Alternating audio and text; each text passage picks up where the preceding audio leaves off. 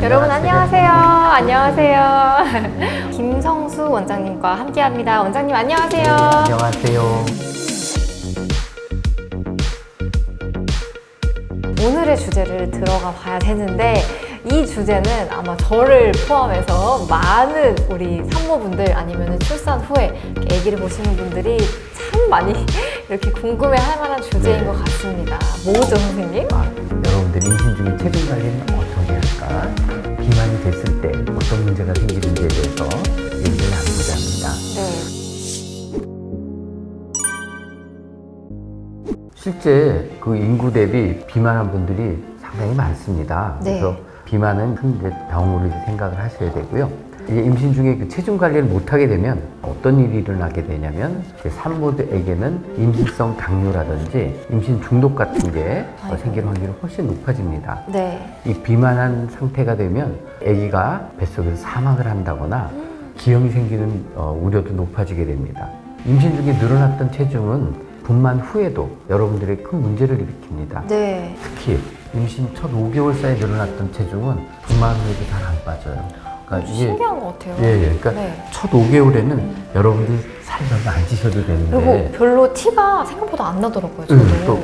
그 이유는 네. 5개월까지는 이게 자궁이 그렇게 크질 않아서 네네. 그러니까 예를 들어서 3개월까지는 자궁이 아직 골반 속에 있고요. 한 5개월쯤 돼야 자궁이 100까지 올라오거든요. 그러니까 첫 한 3에서 5개월은 체중이 별로 안 넣으셔도 되는데 이때 체중을 많이 늘리면 나중에 안 빠집니다.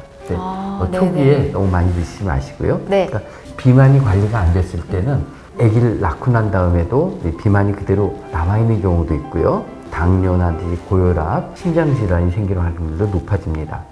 그리고 비만한 산모에서 태어난 아기는 나중에 비만이 되거나 성인병을 가질 확률이 훨씬 높아지거든요. 네. 그러니까 이제 임신 중에 여러분들의 체중 관리는 상당히 중요한 일로 네. 보셔야 됩니다. 사실 이거 임신성 당뇨랑 임신 중독증 이거 좀 임신하신 분들이라면 제일 좀 무서워하는 게 아닐까 싶은데 어떤 병이 갑자기 네, 생기게 그러니까 되죠. 체중이랑도 굉장히 밀접한 관계가 네, 있다고 하니까 대부분 그거하고 관련이 돼서 네. 생기는 거고요. 살이 찌면 임신 중에 합병증이 늘어날까요? 네. 임신 초기에는 이제 여러분들이 많이 먹으면 과도한 당이 아기한테로 넘어가게 됩니다. 그게 바로 이제 유산의 원인도 되고 태아 기형의 원인도 되게 돼요. 아이고. 예.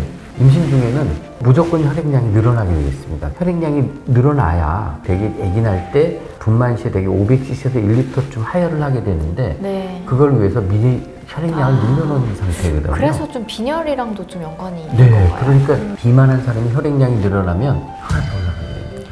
네. 이렇게 또 혈압이랑 또 연결이 되는군요. 그래서 이제 임신성 고혈압도 생기고 또 임신이라는 자체가 여러분들이 숨어있던 당뇨를 나타내는 그런 시기가 되거든요. 이게 참 무서운 것 같아요. 진짜 그래서 은근히 많아요, 주위에. 그래서 아이고. 임신성 당뇨는 그 비만한 사람이 더 잘 생기게 됩니다. 비만하신 분은 임신성 고혈압이라든지 임신성 당뇨라든지 네. 뿐만 아니라 영양이 과도하게 넘어가면 너무 큰 아기를 낳게 돼요. 네, 그게 안 좋은가요? 어때요? 큰 아기는 아기만 크지 크고 약간 부실한 아기가 나옵니다. 그러니까 크고 튼튼한 게 아니라 오히려 좀 우리 부실해진 옛날 우리 엄마라 그러면 그래요? 크기만 하면 다 좋았는데 그렇구나. 그래서 이제 못 먹고 살던 시절이라 그랬는지 그냥 큰 애기를 다 좋아했는데 비만 때문에 거대화가 되면은 크고 부실한 애가 나와서 애기는 큰데 폐성숙이 덜 돼서 네. 나와서 이제 호흡을 잘 못한다든지 이런 문제가 생길 수도 있고요. 그렇게 하고 네. 이 자궁도 힘들어합니다. 거대화를 품으려면 자궁이 많이 늘어나 너무 있어야 많이 되거든요. 늘어나니까. 네. 근데 분만하고 나면 자궁이 정상 크기로 수축이 돼야 됩니다. 태반이 있던 자리가 떨어지면서 자궁이 수축이 돼야 이 지혈이 되는데 커다랗게 늘어났던 자궁은 수축이 잘 안 돼요. 그래서 산후출혈이 있으면 생각보다 막 어마어마한 출혈이 나게 됩니다. 왜냐하면 태반이 한 군데가 아니라 막 너무 넓은 자리에 있었는데 자궁이 수축이 되면 꽉 눌러줘야 되는데 못 눌러줬을 때 나오는 출혈은 상상을 초월할 출혈이 나오기 때문에 경우에 따라 잘못하면 막 자궁을 드러낸다든지 큰 문제가 생길 수도 있고요. 아이고, 그렇구나. 네. 비만한 분들은 아기를 낳고 나면 혈전도 잘 생깁니다. 그러니까 이 피떡. 피딱지가 네. 비행기 오래 타고 일어났을 때 갑자기 혈전이 몸을 막아서 뭐 사망했다는 얘기 가끔 들으시죠? 네네. 이런 혈전 피떡이 그 자리에 있을 땐 괜찮은데 갑자기 움직여서 뭐 폐를 막거나 아니면 뭐 정말 위험하죠. 딴 데 가서 어디 뇌를 맞게 맞거나, 되면 네.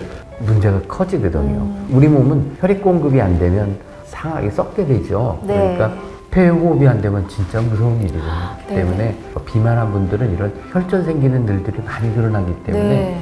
그 임신 중에 병원에 가면 뭐 압박 스타킹 뭐 사자고 뭐 네네. 그런 맞아요, 얘기들 맞아요. 분만 후에 꼭 압박 스타킹 하셔야 되고요. 그래서 그거를 꼭 해야 되는 네, 거예요. 그래서 이 피의 순환을 좀 좋기 위해서, 그러니까 아. 이 체류가 되지 않고 움직이지 않으면 이게 혈전이 생깁니다. 그래서 여러분들 그 비행기에서도 되게 2시간에 한 번 자꾸 움직이라고 하는 것도 이게 혈전 생기지 말라고 하는 겁니다. 그러니까 임신 중에 여러분들 많이 비행기 타시면 적어도 한 2시간에 한 번은 꼭 움직여 주시는 거 중요합니다. 특히 또 네네. 비만인 분은 2시간이 아니라 1시간에 한 번쯤 움직이면 어떨까? 뭐 화장실 가도 좋고 또 움직이는 걸 하는 게 좋고요. 분만 후에는 비만한 분들은 저용량 헤파린을 쓰기도 하고 상처도 더 잘 안 낫고 그렇습니다. 그렇군요. 그래서 비만은 여러 가지 문제를 일으키게 됩니다. 이게 생각보다 좀 비만과 관련된 합병증이 진짜 많아서 네.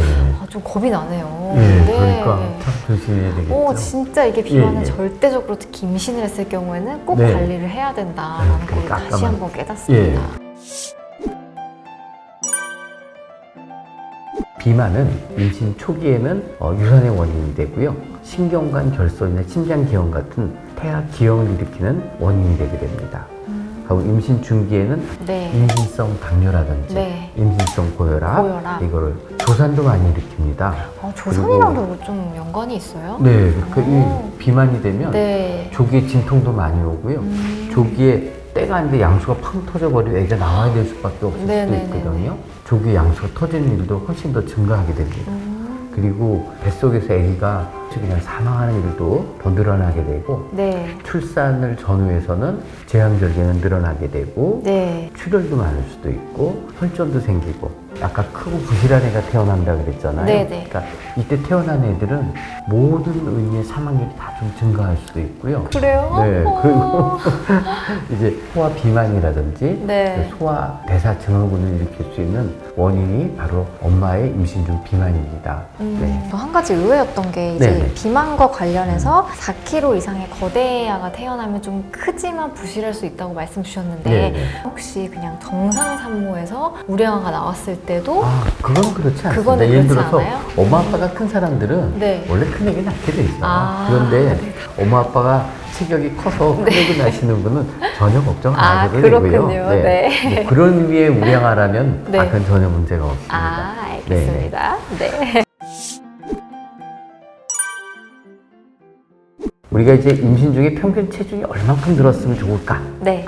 평균 정상적인 그 체질량 지수를 가진 분들은